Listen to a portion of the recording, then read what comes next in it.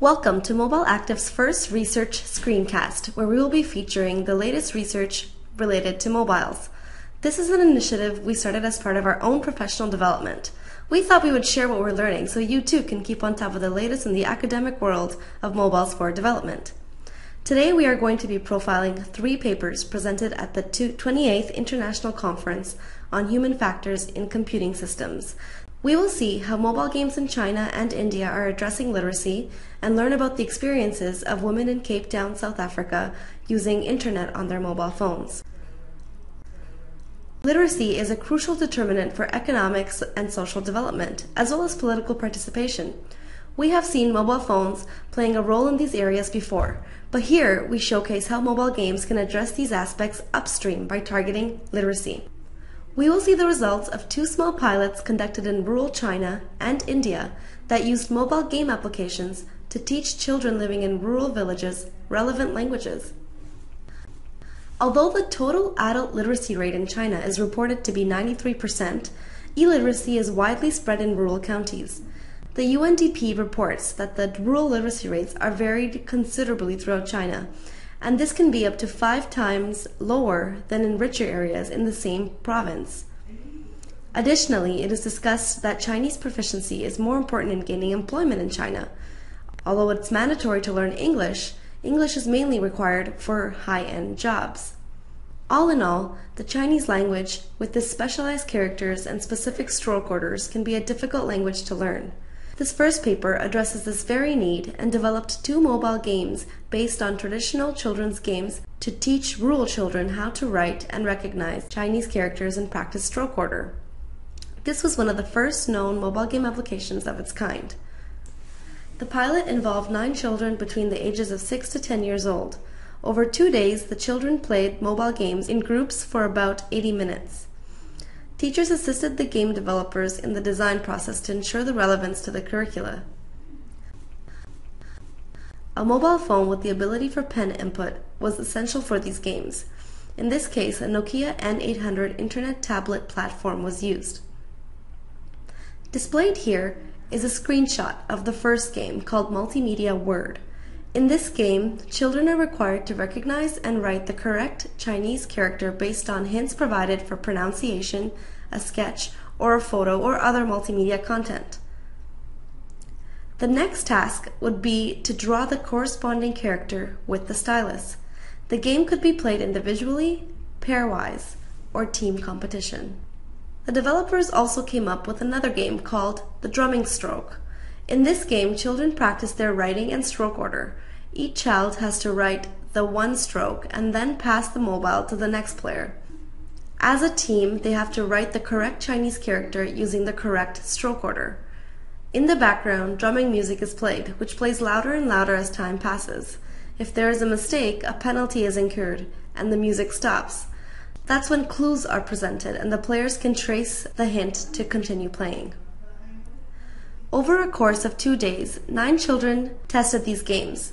Their pre-game and post-game diction tests revealed improvements in character recognition and stroke order, however, not significant. This was an informal evaluation, though, that shows that mobile games have potential. The authors agree that these results don't validate the approach and know that longer studies are needed. Nevertheless, this preliminary study definitely provides insight on how games are used in practice by children. In India, the UNDP reports the literacy rate to be just over 60%, with again the same problem of illiteracy being more prevalent in rural areas. Contrary to China, in India, mid-level service jobs, which are just those above menial labor, require English. Thus, English is a more valuable asset for the working population there. This study looks beyond just the use of mobile games to teach English as a second language. It looks at the viability of mobile games to make educational opportunities more accessible to rural children. It also investigates the voluntary motivation for children to learn outside of school in an uncontrolled environment. Mobile learning can empower rural children to balance educational and income-earning goals. Mobile learning is an essential opportunity in rural India, where about 43% of children are not in school because of agricultural and household responsibilities. These researchers observed and identified the everyday opportunities children encountered for mobile learning. The social conditions of 45 children from 2 villages of different socioeconomic conditions were observed for 2 weeks. Children then engaged with mobile games for 26 weeks, including a 10-week time span where they received support and training on how to use the phones. A game for English comprehension was uploaded to the mobile phones. This game was based on a traditional children's game called Marcoli. In the game, the player has to pick up a stick which is associated with an image. Here we see a picture that represents father. In the next screen, the player must choose the correct English word that matches. The authors found children's mobile learning behaviors varied with their caste, gender, and time of day. Patterns of usage also were influenced by social and technical challenges. The data logs determined that children spent the majority of the time using their mobile applications at home. This was about 75% of the time.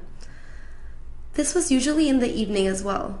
Boys used the phone more in the fields in the early morning hours, while 15% of the time was spent using the phone at a neighbor's or relative's home. Both across gender and caste, phone usage differed. For example, an upper caste boy tended to use the mobile phone when he was working in the fields or monitoring other workers in the mango groves. On the other hand, a lower caste boy, who was usually a hired laborer, would not use the mobile game while working. Instead, he would play before dinner. Lower caste girls often managed their playtime around their household chores. Oftentimes, the eldest male, even if he was a non-participant in the study, would monopolize the phone given to a girl participant. To circumvent this, girls would hide their phones in places they worked, away from their brothers. Unfortunately for some girls, this caused swelling in the battery, as they were often placed in cooking areas where there is exposure to extreme heat. Interestingly, this study shed some light on how mobile phones can mediate social interactions among rural children, such as children living in different villages and children of different castes. This picture shows from which village the participants came from and from which caste, starting with the highest, which is Brahmin or Pandit at the top, down to Thakur, and then the lower caste. The next figure shows the vertical and horizontal relationships that existed prior to the study and the new ones that formed afterwards. The dotted line represents the new relationships that formed because of this study. New relationships cut across gender, caste, and village boundaries. This is a graph that represents the learning progress that took place. The children learned an average of 3 new words per week. The authors focus on the data that was collected after the 10th week, which was when the training ended. Students learned over 46 words in a time span of 16 weeks, where they spent about 2.5 hours per week learning outside of the school. At this rate, they could learn 150 words in a year. The realistic target for children to learn a foreign language is 500 years per year in what they say a good learning environment in quotations. This study at least shows promise that there is motivation to learn outside of formal schooling, considering there were social and technical challenges. The technical challenges involved irregular, unstable power or high fluctuating voltages which damaged battery chargers. Not to mention phones stored in cooking areas resulting in batteries that were swelling for the girls. Also, social rituals around electricity determined phone usage, such as the implied obligations involved if families depended on neighbors to charge their phones. Constant vigilance over technology also made people insecure to charge their phones when they were not physically at home. The researchers hope to explore gender and caste influences on mobile phone usage even further. Surprisingly, they received voluntary feedback from parents who believed that learning how to use technology was a valuable component of education along with formal schooling. These adults were interested in an M application that targeted adult literacy as well. Our understanding of mobile learning in the context of these studies only touches the tip of the iceberg. Albeit these studies are small and need further follow-up, it is certain that there is a role for M-learning platforms to act as a socio-economic enabler by supporting literacy. These initiatives serve as a model for other M-learning initiatives as they are people-centric, culturally appropriate, and involve local educators in the game design. The third paper looks at the hurdles faced by mobile-only internet users in developing countries. This study focused on women as they represent the demographic most disconnected from mobile use, not to mention the internet. In many cases, individuals who are accessing the internet via handset have no alternate access to a traditional PC-based internet connection. This paper highlights the challenges in the mobile-only internet experience. They probed this issue in a community of first-time mobile users in a small resource-constrained township in Cape Town, South Africa. Women tried using the internet from their personal mobile phones. These women had never found, used, or explored the internet capabilities on their phones they already owned. 6 access hurdles were identified in the women's ability to connect and navigate the web. This brings up an important point, that even when the access to the internet is available, there are so-called after-access challenges. First off, they found that GPRS settings were difficult to set up for mobile internet access. Users were required to have knowledge of their phone specifications such as manufacturer name or model number, and oftentimes an error that the phone was not supported would show up. This would impede and discourage the user's ability to start internet surfing. The authors report that security settings were impossible to navigate. Users found it difficult to surf beyond the home page without agreeing to terms and conditions. Some participants mentioned that branded banners of the internet provider would be shown at the header and the footer of each of the screens, and the women did not realize that they needed to scroll further down to see more content. Menus were not consistent across different handsets for mobile internet access. Sometimes the internet icon was under a menu called Fun along with Games, or under a menu called www, or sometimes located on the handset as an I. Users were unfamiliar with passwords and often confused passwords with PIN numbers. Password was a new term for some of these users. The women were familiar with PIN numbers, but not necessarily with the term password. Users were interested in using the internet for social networking, job searching, or searching just for general information. Sometimes the mobile version of the website wasn't available or the content was only in English. This was a barrier for many women who wanted to access a language-specific content. Women were given a task to register an email address for themselves. Their experience was that webmail registration was difficult on mobiles and often required a PC-based internet outlet. The majority of web-based email operators did not support mobile-only origination of email addresses. For example, image authentication prevented one participant from registering her email address. 2 interesting ideas were proposed by the authors based on the women's experience.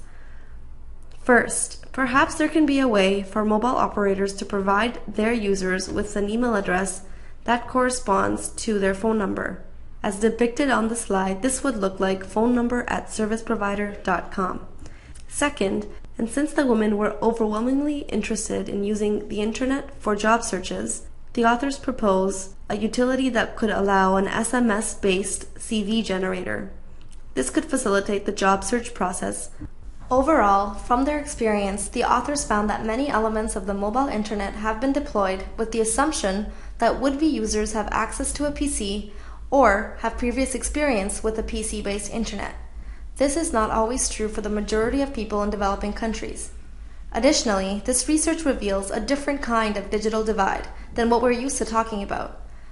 Even when access to mobile internet is present, there are several after-access barriers that contribute to a different kind of digital divide. So, in the first Ignite series, we have learned of the role mobile phones play in giving children access to anytime, anywhere education to improve literacy, and this can be done in a culturally appropriate way.